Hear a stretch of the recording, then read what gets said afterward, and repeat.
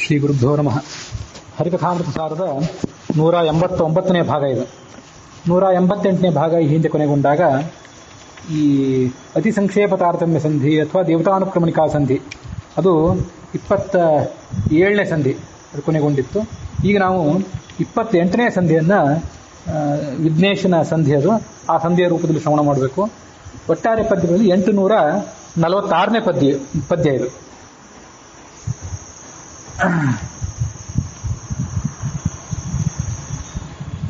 ಜಗನ್ನಾಥದಾಸರು ವಿಜಯದಾಸರ ಅವಜ್ಞೆ ಮಾಡಿದ ಕಾರಣದಿಂದಾಗಿ ಕಷ್ಟಕ್ಕೆ ಸಿಲುಕಿ ಮುಂದೆ ವಿರಕ್ತರಾಗಿ ದೀಕ್ಷೆ ಸ್ವೀಕಾರ ಮಾಡಿದರು. ಆದರೆ ಆ ವಿಜಯದಾಸರು ಅವರಿಗೆ ನೇರವಾಗಿ ತತ್ವೋಪದೇಶ ಮಾಡಲಿಲ್ಲ. ನಿನ್ನ ಗುರುಗಳು ಗೋಪಾಲದಾಸರು ಅವ್ರ ಕಡೆಯಿಂದ ನೀನು ಸಾಧನೆಯನ್ನು ಮುಂದುವರಿಸಬೇಕು ಅಂತ ಹೇಳಿದರು. ಹಾಗಾಗಿ ಗಣೇಶನ ಅವತಾರ ಭೂತರು ಅಂತ ಖ್ಯಾತರಾದಂತಹ ಗೋಪಾಲದಾಸರನ್ನ ಸ್ಮರಣೆಯಲ್ಲಿಟ್ಟುಕೊಂಡು ಈ ಒಂದು ವಿಶೇಷವಾದ ಸಂಧಿಯನ್ನು ಮಾಡಿದ್ದಾರೆ ಅಂತ ವರ್ಣನೆ ಮಾಡ್ತಾರೆ. ಯಾಕಂದರೆ ಇಡೀ ಹರಿಕಥಾಮೃತಸಾರದಲ್ಲಿ ಪರಮಾತ್ಮನ ಬಿಟ್ಟು ಒಬ್ಬ ವ್ಯಕ್ತಿಯ ಸಲುವಾಗಿ ಸಂಧಿ ಮಾಡಿದ್ದು ಒಂದು ಬೇರೆ ಕಡೆಯಲ್ಲೂ ಕಾಣಿಸೋದಿಲ್ಲ. ಇದೊಂದು ವಿಶಿಷ್ಟವಾದ ಸಂಧಿ. ಆದರೆ ಆ ಸಂಧಿಯಲ್ಲಿ ಪರಮಾತ್ಮನನ್ನು ಹೊರತಾಗಿ ಬೇರೆ ದೇವತೆಗಳನ್ನು ಉಪಾಸನೆ ಮಾಡಬೇಕಾದ್ರೆ ಹೇಗೆ ಮಾಡಬೇಕು ಅಂತನ್ನೋದನ್ನು ದಾಸರು ಬಹಳ ಮನೋಜ್ಞವಾಗಿ ತೋರಿಸ್ತಾರೆ. ಶ್ರೀಶನಂಘ್ರಿ ಸರೋಜಭೃಂಗ ಮಹೇಶ ಸಂಭವ ಮನ್ಮನದೊಳು ಪ್ರಕಾಶಿಸು ಅನುದಿನ ಪ್ರಾರ್ಥಿಸುವೆ ಪ್ರೇಮಾತಿಶಯದಿಂದ ನೀಸಲಹು ಸಜ್ಜನರ ವೇದವ್ಯಾಸ ಕರುಣಾಪಾತ್ರ ಮಹದಾಕಾಶಪತಿ ಕರುಣಾಳು ಕೈ ಬಿಡಿದೆಮ್ಮನುದ್ಧರಿಸು. ಶ್ರೀಶ, ಶ್ರೀ ಅಂದರೆ ಲಕ್ಷ್ಮೀದೇವಿ, ಅವಳ ಈಶ ಅಂತಂದರೆ ಪರಮಾತ್ಮ, ಅವನ ಅಂಘ್ರಿ ಅಂದರೆ ಪಾದ, ಅದೇ ಸರೋಜ ಅಂದರೆ ಕಮಲ, ಅದಕ್ಕೆ ಈತ ದುಂಬಿ ಅಂತ ಇದ್ದವನು. ಪರಮಾತ್ಮನ ಪಾದಕಮಲಗಳನ್ನು ಯಾವತ್ತೂ ಕೂಡ ಧ್ಯಾನ ಮಾಡ್ತಿರುವವನು. ಮಹೇಶ ಸಂಭವ, ಮಹೇಶ ಅಂದರೆ ರುದ್ರ, ಆ ರುದ್ರನಿಂದ ಈತ ಜನಿಸಿದವನು. ಮಹೇಶ ಸಂಭವ ಮನ್ಮನದೊಳು ಪ್ರಕಾಶಿಸು, ನಿತ್ಯ ನೀನು ನನ್ನ ಮನಸ್ಸಿನೊಳಗೆ ಪ್ರಕಾಶಿಸಬೇಕು. ಪ್ರಾರ್ಥಿಸುವೆ, ನಾನು ನಿನ್ನನ್ನು ಪ್ರಾರ್ಥನೆ ಮಾಡ್ತೇನೆ. ಪ್ರೇಮಾತಿಶಯದಿಂದ, ಬಹಳ ಭಕ್ತಿಯಿಂದ ನಿನ್ನನ್ನು ನಾನು ಪ್ರಾರ್ಥನೆ ಮಾಡ್ತೇನೆ. ನೀ ಸಲಹು ಸಜ್ಜನರ, ನನ್ನನ್ನು ಮತ್ತು ನನ್ನಂಥ ಎಲ್ಲ ಸಜ್ಜನರನ್ನು ಕೂಡ ನೀನು ಸಲಹಬೇಕು. ವೇದವ್ಯಾಸ ಕರುಣಾಪಾತ್ರ, ವೇದವ್ಯಾಸರ ಕರುಣಾಪಾತ್ರನಾಗಿದ್ದಿ. ಯಾಕಂದರೆ ವೇದವ್ಯಾಸರು ತಾನು ಮಹಾಭಾರತವನ್ನು ರಚನೆ ಮಾಡ್ತಾ ಬರೀಲಿಕ್ಕೆ ನಿನ್ನನ್ನೇ ಆಯ್ಕೆ ಮಾಡಿಕೊಂಡಿದ್ದರು. ವೇದವ್ಯಾಸ ಕರುಣಾಪಾತ್ರ ಮಹದಾಕಾಶಪತಿ, ನೀನು ಆಕಾಶಕ್ಕೆ ಅಭಿಮಾನಿ ದೇವತೆಯಾಗಿದ್ದಿ. ಮಹದಾಕಾಶಪತಿ ಕರುಣಾಳು, ಅತ್ಯಂತ ಕರುಣಾಶಾಲಿಯಾಗಿದ್ದಿ. ಕೈ ಬಿಡಿದೆಮ್ಮನ್ನು ಉದ್ಧರಿಸು ಅಂತ ಸಂಧಿಯ ಮೊದಲನೇ ಪದ್ಯ. ಅಲ್ಲಿ ಸರೋಜಭೃಂಗ ಮಹೇಶ ಸಂಭವ ಮನ್ಮನದಳು ಪ್ರಕಾಶಿಸು ಅನ್ನೋದಿನ ಇದೆಲ್ಲ ಗೊತ್ತಿದೆ. ಮಹದಾಕಾಶಪತಿ ಅಂತ ಬಂತಲ್ಲ, ಇಲ್ಲಿ ಇದಕ್ಕೆ ಸಂಬಂಧಪಟ್ಟಂತೆ ನಾವು ಸಂಗತಿಗಳನ್ನು ಕೆಲವು ವಿಷಯಗಳನ್ನು ಅನುಸಂಧಾನ ಮಾಡಬೇಕು. ಆಕಾಶಕ್ಕೀತ ಅಭಿಮಾನಿ ದೇವತೆಯಾಗಿದ್ದಾನೆ, ಆಕಾಶಕ್ಕೆ ಅಭಿಮಾನಿ ದೇವತೆಯಾಗಿದ್ದಾನೆ ಅನ್ನೋ ಸಂಗತಿ ಬೃಹದಾರಣ್ಯಕ ಭಾಷ್ಯದಲ್ಲಿ, ಬೃಹದಾರಣ್ಯಕ ಉಪನಿಷತ್ತಿನ ಮಾಧ್ವ ಭಾಷ್ಯದಲ್ಲಿ ಮತ್ತು ಕೆಲವು ಕಡೆ ಬೇರೆ ಕಡೆಯೂ ಕೂಡ ಅದು ಬಂದಿದೆ. ನಭೋಭಿಮಾನಿ ವಿಘ್ನೇಶ ವಿಷ್ಣೋರ್ ಮಾಂಸಾಶ್ರಿತ ಸದಾ ಅಂತರಿಕ್ಷಾಭಿಮಾನಿ ತು ತತ್ಸೂನು ಹೃದಯೇ ಸ್ಥಿತ. ಇದು ಬೃಹದಾರಣ್ಯಕ ಭಾಷ್ಯ ಅಥವಾ ಚಾಂದೋಗ್ಯ ಭಾಷ್ಯ ಇದ್ದಿರಬೇಕು. ಎಲ್ಲಿಂದ ನಮಗೂ ಸ್ಪಷ್ಟವಾಗಿ ನೆನಪಿಗೆ ಬರ್ತಿಲ್ಲ. ಅದೆರಡು ಕಡೆ ಒಂದು ಕಡೆ. ನಭೋಭಿಮಾನಿ ವಿಘ್ನೇಶ, ಈ ನಮ್ಮ ಸುತ್ತಮುತ್ತಲು ಸ್ಪೇಸ್ ಅಂತಿದೆಯಲ್ಲ, ಜಾಗ, ಈ ಜಾಗಕ್ಕೆ ಅಭಿಮಾನಿ ದೇವತೆ. ಅಂದರೆ ಆಕಾಶ ಅಂದರೆ ನಮ್ಮ ಮೇಲಿರೋದು ಮಾತ್ರ ಅಲ್ಲ, ನಮ್ಮ ಸುತ್ತಮುತ್ತಲೂ ಇದೆ, ಕೆಳಗೂ ಇದೆ, ಎಲ್ಲ ಕಡೆ ಈ ಸ್ಪೇಸ್ ಅನ್ನೋದಿದೆ, ಜಾಗ ಅನ್ನೋದಿದೆ. ಆ ಜಾಗಕ್ಕೆ ಅಭಿಮಾನಿ ದೇವತೆ ಆದವನು ವಿಘ್ನೇಶ. ಅಂತರಿಕ್ಷಾಭಿಮಾನಿ ತತ್ಸೂನು, ಗಣಪತಿಯ ಮಗ ಒಬ್ಬ ಇದ್ದಾನೆ, ಅವನು ಅಂತರಿಕ್ಷಕ್ಕೆ ಅಭಿಮಾನಿ ದೇವತೆ. ಅಂತರಿಕ್ಷ ಅಂತಂದ್ರೆ ಇದು ಮೇಲಿರೋದು ಭೂಮಿ ಆದಮೇಲೆ ಅಂತರಿಕ್ಷ ಲೋಕ ಅಂತ ಲೋಕ ಇದೆ. ಅದು ಆ ಅಂತರಿಕ್ಷಕ್ಕೊಂದು ಇತಿಮಿತಿ ಇದೆ, ಅದೆಲ್ಲ ಕಡೆ ಇಲ್ಲ. ಅದು ಅಂತರಿಕ್ಷ ಕೆಲವೊಮ್ಮೆ ಭ್ರಾಂತಿಗೊಳಗಾಗೋ ಸಾಧ್ಯತೆ ಇದೆ. ಆಕಾಶವನ್ನೇ ಅಂತರಿಕ್ಷ ಅಂತಲೂ ಹೇಳ್ಬಿಡ್ತಾರೆ ಕೆಲವೊಮ್ಮೆ. ಸ್ಪೇಸ್ ಅನ್ನೋದನ್ನೇ ಅಂತರಿಕ್ಷ ಅಂತ ಕೆಲವು ಕಡೆ ಹೇಳಿಬಿಡ್ತಾರೆ, ವ್ಯಾಪಕ ಅರ್ಥದಲ್ಲಿ, ವಿಶಾಲವಾದ ಅರ್ಥದಲ್ಲಿ. ಆದರೆ ಇಲ್ಲಿ ಆಕಾಶಕ್ಕೆ ಅಭಿಮಾನಿ ದೇವತೆ ಅಂದರೆ ಸ್ಪೇಸಿಗೆ ಅಭಿಮಾನಿ ದೇವತೆ ಗಣೇಶ, ಅವನ ಮಗ ಏನಿದ್ದಾನಲ್ಲ ಆತ ಅಂತರಿಕ್ಷಕ್ಕೆ ಅಭಿಮಾನಿ ದೇವತೆ ಅಂತ ಹೇಳಿದ್ರಿಂದ ಇಲ್ಲಿ ಅಂತರಿಕ್ಷ ಅಂದರೆ ಅದೊಂದು ನಿರ್ದಿಷ್ಟವಾದ ಪ್ರದೇಶ, ಭೂಮಿಯಿಂದ ಮೇಲಿರುವಂಥ ಒಂದು ನಿರ್ದಿಷ್ಟವಾದ ಪ್ರದೇಶ. ಆದರೆ ನಭಸ್ ಅಥವಾ ಆಕಾಶ ಅಂದರೆ ಇದು ಎಲ್ಲ ಕಡೆ ಇರುವಂಥ ಸ್ಪೇಸ್ ಅನ್ನುವಂಥ ಒಂದು ಜಾಗ ಇದು. ಇದಕ್ಕಾತ ಅಭಿಮಾನಿ ದೇವತೆ ಗಣೇಶ. ಈ ಗಣೇಶನಿಗೊಬ್ಬ ಮಗನೂ ಕೂಡ ಇದ್ದಾನೆ. ಅವನು ಬ್ರಹ್ಮಚಾರಿ ಏನಲ್ಲ ಗಣೇಶ, ಅವನಿಗೆ ಪತ್ನಿಯರಿದ್ದಾರೆ, ವೃದ್ಧಿ ಸಿದ್ಧಿ ಅಂತ ಇಬ್ಬರು ಪತ್ನಿ ಇದ್ದಾರೆ ಅಂತ ಕೂಡ ಹೇಳ್ತಾರೆ. ನಮಗೆ ಪ್ರಧಾನವಾದಂತಹ ಇಲ್ಲಿ ಗ್ರಂಥಗಳಲ್ಲಿ ಆ ವೃದ್ಧಿ ಸಿದ್ಧಿ, ಭಾಗವತ ಇತ್ಯಾದಿ ಕಡೆಗಳಲ್ಲಿ ಆ ವೃದ್ಧಿ ಸಿದ್ಧಿ ಅನ್ನೋರು ಉಲ್ಲೇಖ ಬರೋದಿಲ್ಲ. ಇಲ್ಲಿ ಯಾವ್ದಾದ್ರು ಪ್ರಾಯ ಮತ್ಸ್ಯ ಪುರಾಣ ಇತ್ಯಾದಿ ಕೆಲವು ಬೇರೆ ಬೇರೆ ಪುರಾಣಗಳಲ್ಲಿ ಏನು ಉಲ್ಲೇಖ ಇದ್ದಿರಬಹುದು.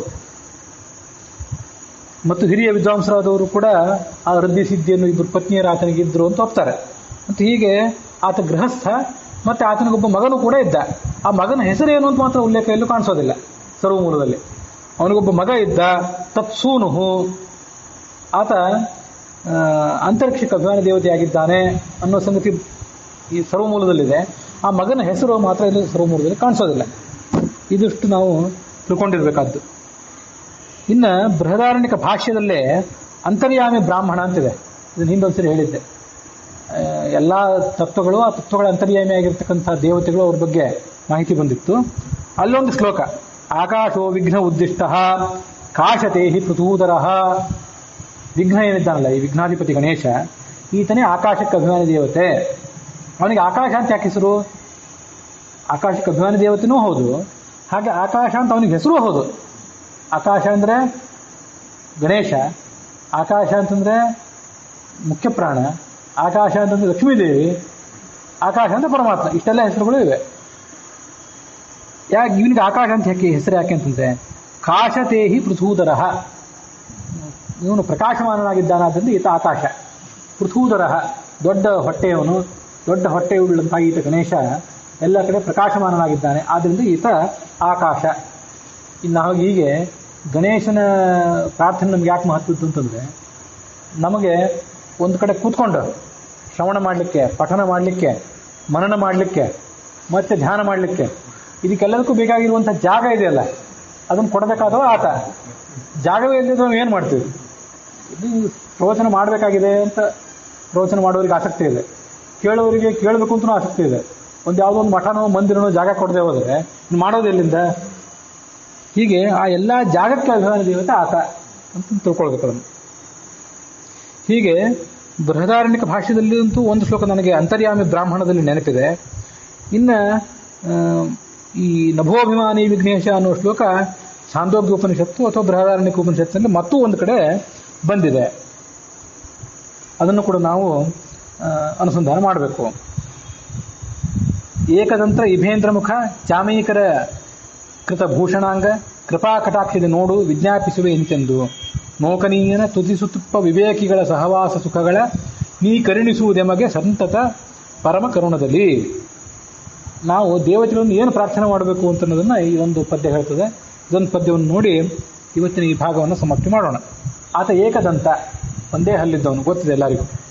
ಇಭ ಅಂದರೆ ಆನೆ, ಇಭೇಂದ್ರ ಅಂದರೆ ದೊಡ್ಡ ಆನೆ, ಗಜಶ್ರೇಷ್ಠ, ಅದರ ಮುಖ ಇದ್ದವನು. ಚಾಮೀಕರ ಅಂದರೆ ಬಂಗಾರ, ಆ ಬಂಗಾರದಿಂದ ಮಾಡಿದಂಥ ಆಭರಣಗಳನ್ನು ತೊಟ್ಟವನು. ಚಾಮೀಕರಕತ ಸುಭೂಷಣಾಂಗ, ನಮ್ಮನ್ನು ನೀನು ಕೃಪಾ ಕಟಾಕ್ಷದಿಂದ ನೋಡಬೇಕು, ನಾನು ನಿನ್ನನ್ನು ಈ ರೀತಿಯಾಗಿ ವಿಜ್ಞಾಪಿಸ್ತೇನೆ. ಏನು ಅಂದರೆ ನೋಕನೀಯ, ಒಳ್ಳೆ ವಿಚಿತ್ರವಾದ ಹೆಸರು, ನಕರ್ಮಣ ವರ್ಧತೆ ನೋಕನೀಯ ಅನ್ನಂತ ಉಪನಿಷತ್ತು. ಭಗವಂತ ಕರ್ಮ ಮಾಡಿ ವರ್ಧತೆ ನ ವರ್ಧತೆ, ಕರ್ಮ ಮಾಡಿ ಆತ ದೊಡ್ಡವನಾಗಬೇಕಾಗಿಲ್ಲ, ಕರ್ಮ ಮಾಡದೇ ಇದ್ರೆ ಕನಿಷ್ಠನ ಆಗಬೇಕಾಗಿಲ್ಲ. ನ ಕರ್ಮಣ ನ ವರ್ಧತೆ, ಕರ್ಮ ಪರಿತ್ಯಾಗದಿಂದ ನ ಕನೀಯ, ಕೆಳಗೂ ಆಗೋದಿಲ್ಲ. ಹೀಗೆ ನಕರ್ಮಣ ವರ್ಧತೆ ನೋಕನೀಯ ಅನ್ನಂತ ಒಂದು ಉಪನಿಷತ್ತು ಅಥವಾ ವೇದ, ಯಾವುದು ಋಗ್ಗಾದಿ ವೇದವೋ ಯಾವುದೊಂದು, ಅದನ್ನು ನೋಕನೀಯ ಅಂತ ದಾಸರು ಒಂದು ರೀತಿ ಕನ್ನಡೀಕರಣ ಮಾಡ್ಕೊಂಡಿದ್ದಾರೆ. ಆ ನೋಕನೀಯನ ತುತಿ ಸುತಿಪ್ಪ ವಿವೇಕಿಗಳು, ಆ ಭಗವಂತನ ಸ್ತೋತ್ರ ಮಾಡುವ ಯಾರು ವಿವೇಕಿಗಳಿದ್ದಾರಲ್ಲ, ಆ ವಿವೇಕಿಗಳ ಸಹವಾಸ ಸುಖ ನೀನು ನಮಗೆ ಕೊಡಬೇಕು ಭಾರಿ ಕರುಣೆಯಿಂದ. ಇದು ನೀನು ನಮಗೆ ಮಾಡಬೇಕಾಗಿರೋ ಕೆಲಸ ಅಂತ. ಇದಕ್ಕೆ ಸಂಬಂಧಪಟ್ಟಂತೆ ನಾವೇನು ತಿಳ್ಕೊಳ್ಬೇಕು ಅಂತಂದರೆ, ಭಾಗವತದಲ್ಲಿ 2ನೇ ಸ್ಕಂದದಲ್ಲಿ 2ನೇ ಅಧ್ಯಾಯದಲ್ಲಿ 2ನೇ ಮತ್ತು 3ನೇ ಶ್ಲೋಕಗಳು ಎರಡಿವೆ, ಬಹಳ ಮಹತ್ವದ ಶ್ಲೋಕಗಳು. ನಾನು ಈ 2 ದಿವಸದ ಹಿಂದೆ ಭಾಗವತದ 2ನೇ ಸ್ಕಂದದ 1ನೇ ಅಧ್ಯಾಯದಲ್ಲಿ ಆ ವಿರಾಟ್ ರೂಪಿಯಾದ ಭಗವಂತನ ಉಪಾಸನೆ ಏನಿದೆ ಅಂತ ಹೇಳಿದ್ದೆ. ಅದಾದ್ಮೇಲೆ ಮುಂದಿನ ಅಧ್ಯಾಯವೇ ಇದು. ವಿರಾಟ್ ರೂಪಿಯಾದ ಭಗವಂತನನ್ನ ಅವನ ಅಂಗಾಂಗಗಳನ್ನ ಈ ಚತುರ್ಮುಖ ಬ್ರಹ್ಮನು ಕೂಡ ಉಪಾಸನೆ ಮಾಡಿದ. ಯಾಕೆಂದ್ರೆ ಆತ ಹುಟ್ಟಿದ ಪರಮಾತ್ಮನಿಂದ, ಅವನಿಗೆ ಹೇಗೆ ಜಗತ್ತನ್ನು ಸೃಷ್ಟಿ ಮಾಡಬೇಕು ಅನ್ನೋ ಒಂದು ಸಂಗತಿ ಸ್ವಲ್ಪ ಮನಸ್ಸಿನಿಂದ ವಿಸ್ಮೃತಿ ಆಗಿ ಹೋಗುವಂತೆ ಕಾಣಿಸಿತು. ಅದಕ್ಕಾಗಿ ಆತ ಭಗವಂತನ ಅಂಗಾಂಗಗಳನ್ನು ಉಪಾಸನೆ ಮಾಡಿ ತನ್ನ ಶಕ್ತಿಯನ್ನು ಮತ್ತೆ ಪಡ್ಕೊಂಡ ಅಂತ ನಾನು ಮೊನ್ನೆ ದಿವಸ ಹೇಳಿದ್ದೆ. ಅದು ಮೊದಲನೇ ಶ್ಲೋಕ. ನಷ್ಟಾಂ ಸ್ಮೃತಿಂ, ಕಳೆದು ಹೋದ ಜ್ಞಾನವನ್ನೆಲ್ಲ ಮತ್ತೆ ತಗೊಂಡ. ರೀಓರಿಯಂಟೇಷನ್ ಕೋರ್ಸ್ ಮಾಡಿದಂಗೆ ಇದು ಪರಮಾತ್ಮ ಈ ಚತುರ್ಮುಖ ಬ್ರಹ್ಮನಿಗೆ. ಅಲ್ಲಿಂದ ಮುಂದೆ ಎರಡನೇ ಶ್ಲೋಕ ಹೀಗೆ ಹೊಂದಿದೆ. ಶಬ್ದಸ್ಯ ಹಿ ಬ್ರಹ್ಮಣ ಏಷ ಪಂಥಾಃ ಯನ್ನಾಮಭಿರ್ಧ್ಯಾಯತಿ ಧೀರ ಪಾರ್ಥೈಃ ಪರಿಭ್ರಮಂ ತತ್ರ ನ ವಿಂದತೆ ಸ್ಥಾನ್ ಮಾಯಾಮಯೇ ವಾಸನಯೇ ಶಯಾನಃ. ಮನೋನಿಗ್ರಹ ಮಾಡ್ಕೋಬೇಕು ಅಂತ ನಾವೇನಾದ್ರು ಅಪೇಕ್ಷೆ ಪಟ್ಟರೆ ಅದೊಂದು ಪ್ರಧಾನ ಸಂಗತಿ ಇದೆ. ನಮಗೆಲ್ಲರಿಗೂ ಮನಸ್ಸು ಬಹಳ ಚಂಚಲ ಆಗಿಬಿಟ್ಟಿದೆ. ಹೇಗೆ ನಾವು ಮನಸ್ಸನ್ನು ಕಂಟ್ರೋಲ್ ಮಾಡ್ಕೊಳ್ಬೇಕು, ಏನು ಮಾಡಬೇಕು ಅಂತ ಎಲ್ಲರೂ ಗೋಳಾಡ್ತಿರ್ತಾರೆ. ಇದೊಂದು ಪ್ರಧಾನವಾದಂಥ ಸಂಗತಿ. ಏನು ಅಂತಂದರೆ, ನಾವು ಅನೇಕ ನಮ್ಮನ್ನು ಕೆಡಿಸೋದೆಲ್ಲ ಮಾತು. ಒಂದು ಮಾತು ಎಲ್ಲವನ್ನು ಕೆಡಿಸಿಬಿಡ್ತು ಅಂತ ಹೇಳ್ತಿರ್ತಾರೆ. ಎಲ್ಲ ಮಾತುಗಳಿಗೂ, ಎಲ್ಲ ವರ್ಣಗಳಿಗೂ, ಎಲ್ಲ ಶಬ್ದಗಳಿಗೂ ಪ್ರತಿಪಾದ್ಯನಾದವನು ಭಗವಂತ ಅಂತ ಒಂದು ಎಚ್ಚರ ಇದ್ದು ಬಿಟ್ರೆ, ನಾವು ಆ ಮಾತುಗಳನ್ನು, ಭಗವಂತನನ್ನು ಕೊಂಡಾಡುವ ಮಾತುಗಳನ್ನು ವ್ಯರ್ಥವಾದ ವಿಷಯಕ್ಕೆ ತೊಡಗಿಸಲಿಕ್ಕೆ ಹೋಗೋದಿಲ್ಲ. ನಮ್ಗೆ ಆ ಸಂಗತಿ ಮರೆತಿರೋದ್ರಿಂದ ಇಲ್ಲಿ ತೊಡಗಿಸಿ ಹಾಳಾಗ್ತೇವೆ. ಶಬ್ದಸ್ಯ ಹಿ ಬ್ರಹ್ಮಣ, ಶಬ್ದ ಬ್ರಹ್ಮ ಇದ್ದಾನಲ್ಲ ಪರಮಾತ್ಮ, ನಾದಬ್ರಹ್ಮ. ಆ ನಾದಬ್ರಹ್ಮನ ಕಡೆ ಕರ್ಕೊಂಡು ಹೋಗುವಂಥ ಮಾರ್ಗ ಇದು, ಈ ಎಲ್ಲ ಶಬ್ದಗಳು. ಆದರೆ ಮೂರ್ಖರಾದವ್ರು ಏನು ಮಾಡ್ತಾರಂದ್ರೆ, ಆ ಪರಮಾತ್ಮನ ನಾಮಗಳನ್ನು ಯಾವುದಕ್ಕೂ ಉಪಯೋಗ ಮಾಡ್ತಾರೆ. ಇವರನ್ನು ಹೊಗಳ್ತಾರೆ. ಲೌಕಿಕವಾದ ವಿಷಯಗಳನ್ನು ಆಡ್ಲಿಕ್ಕಾಗಿ ಪರಮಾತ್ಮನನ್ನು ಹೊಗಳಿಕ್ಕೆ ಬೇಕಾದ ಶಬ್ದಗಳನ್ನು ಇಲ್ಲಿ ಬಳಸಿ ನಾವು ಭ್ರಷ್ಟರಾಗ್ತೀವಿ. ಪರಿಭ್ರಮನ್, ಅಲ್ಲೇ ಸುತ್ತಾ ಇರ್ತೀವಿ. ನವಿಂದತೆ ಅರ್ಥಾನ್, ಧರ್ಮ ಅರ್ಥ ಕಾಮ ಮೋಕ್ಷ ಏನೂ ಸಿಗೋದಿಲ್ಲ.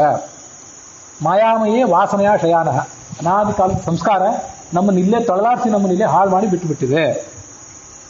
ಅದರಿಂದಾಗಿ ಒಬ್ಬ ಜ್ಞಾನಿ ಏನು ಮಾಡಬೇಕು ಅಂದರೆ,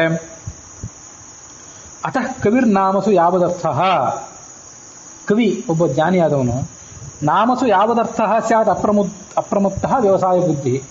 ಸರಿ, ಪರಮಾತ್ಮ ಎಲ್ಲ ಶಬ್ದಗಳಿಂದ ವಾಚ್ಯ ಅನ್ನೋದಂದ್ರೆ ಜಗತ್ತು ನಡಿಬೇಕಲ್ಲ. ಏನೋ ಒಂದು ಉದ್ಯೋಗ ಅಂತೂ ಮಾಡಬೇಕು, ದುಡ್ಡು ಗಳಿಸ್ಬೇಕು. ಎಲ್ಲ ಕಡೆ ಪರಮಾತ್ಮನೇ ಎಲ್ಲ ಸುಖ ಶಬ್ದದಿಂದ ವಾಚ್ಯ ಅಂತ ಹೇಳಿ ನಾವು ಸುಮ್ಮನೆ ಕೂತ್ಬಿಟ್ರೆ ಧರ್ಮ ಕಾರ್ಯ ನಡಿಬೇಕು, ಅರ್ಥದ ಕಾರ್ಯ ನಡಿಬೇಕು. ಏನೋ ಊಟಕ್ಕೆ ಕೂತಿದ್ದೀವಿ, ಹೆಂಡತಿ ಏನು ಬೇಕು ಅಂತ ಕೇಳಿದ್ಲು, ಪರಮಾತ್ಮನ ಕುರಿತಾದ ನಾಮಶಬ್ದಗಳನ್ನು ಹೇಳ್ತಾ ಹೋಗ್ಬಿಟ್ರೆ ಅವಳಿಗೆ ಏನಂತ ತಿಳಿಬೇಕು.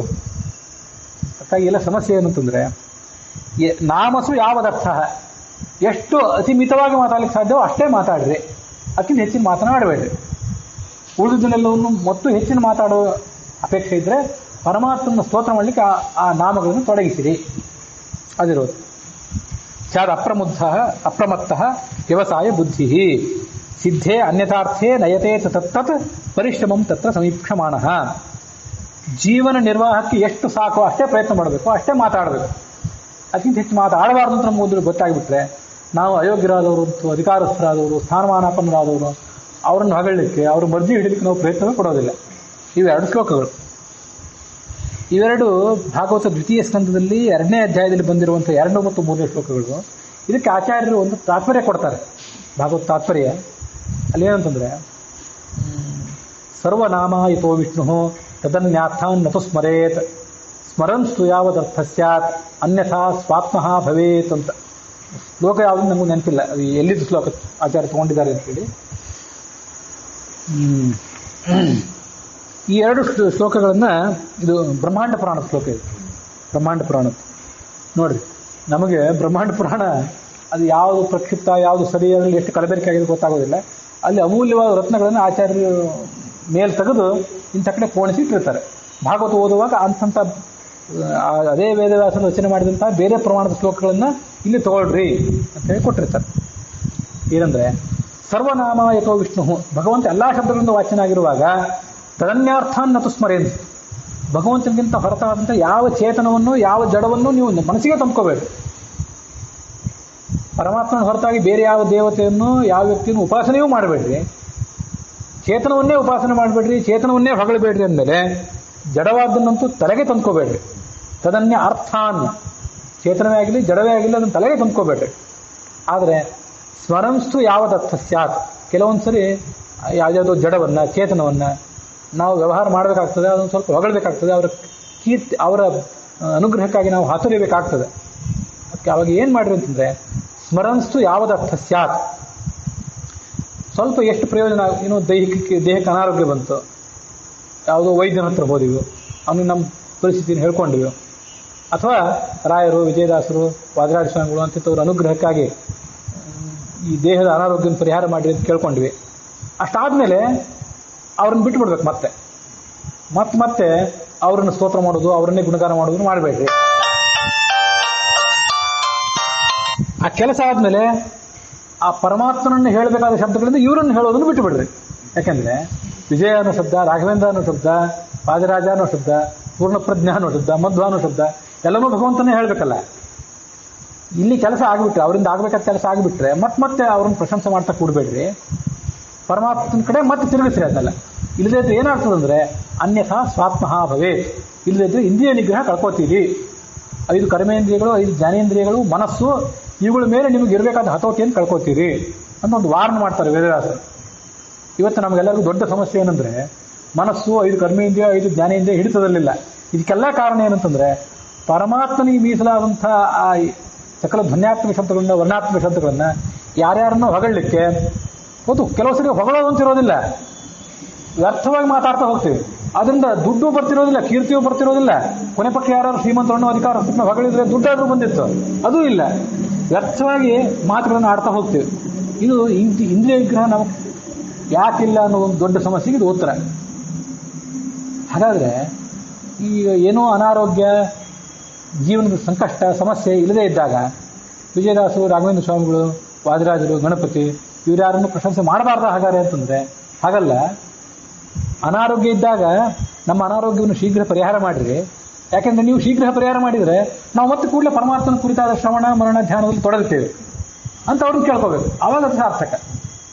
ನಮ್ಮ ಅನಾರೋಗ್ಯ ಪರಿಹಾರ ಮಾಡಿದ್ರೆ ಕೂಡಲೇ ನಮ್ಮ ಬಿಸ್ನೆಸ್ಗೆ ಸ್ಟಾರ್ಟ್ ಮಾಡ್ತೇವೆ, ನಮ್ಮ ನೌಕರಿಗೆ ಹೋಗ್ತೀವಿ ಅಂತ ಅಂದ್ಬಿಟ್ರೆ ಆಯ್ತು ಮಾಡ್ತಾರೆ. ನಿಮ್ಮ ಅನಾರೋಗ್ಯ ಪರಿಹಾರ ಮಾಡಲಿಕ್ಕೆ ಅವ್ರು ಕೂತಿರ್ತಾರೆ. ಯಾಕೆಂದ್ರೆ ಅವರಿಗೆ ಬೇಡವಾದ ಸ್ಟಾಕ್ ಇದೆ, ಅನಿಷ್ಟ ಪುಣ್ಯ, ಕಂಡಾಪಟ್ಟಿ ಪುಣ್ಯ ಮಾಡಿಟ್ಟಿದ್ದಾರೆ ಅವರು. ಅದನ್ನೆಲ್ಲ ಯಾರಿಗಾರು ಕೊಟ್ಟು ಬೇಗ ಅವ್ರು ತಮ್ಮ ಸಾಧನೆ ಮಾಡ್ಕೋಬೇಕಾಗಿದೆ. ಆ ಪುಣ್ಯ ಕೊಡ್ಲಿಕ್ಕಾಗಿ ಅವ್ರು ಕೂತಿದ್ದಾರೆ. ಇಂಥ ಅನಿಷ್ಟವಾದ ಪುಣ್ಯವನ್ನೆಲ್ಲ, ಮಕ್ಕಳು, ಮದುವೆ, ಉದ್ಯೋಗ, ವ್ಯವಹಾರ ಇದನ್ನೆಲ್ಲ ಬೇಗ ಬೇಗ ಕೊಟ್ಬಿಡ್ತಾರೆ.